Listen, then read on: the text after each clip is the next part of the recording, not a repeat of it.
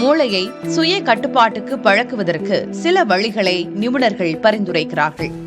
குறிப்பாக சுய கட்டுப்பாட்டை மேற்கொள்வதற்கான சூழலை எளிதாக்கிக் கொள்ள வேண்டும் எனவும் அதற்காக 2 நிமிட விதியை பின்பற்றலாம் எனவும் கூறுகின்றனர்.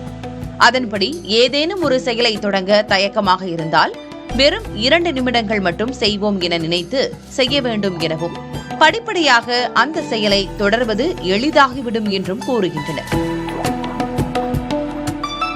உதாரணமாக தியானம் செய்வது உள்ளிட்ட செயல்களை 2 நிமிடங்களிலிருந்து படிப்படியாக தொடங்கலாம் என கூறுகின்றனர். அதேபோல் சிறிய சிறிய இலக்குகளையும் வெற்றிகரமாக செய்ததற்கு பரிசீலித்துக் கொள்வது சுய கட்டுப்பாட்டுடன் இருக்க உதவும் எனவும் தெரிவிக்கின்றனர்.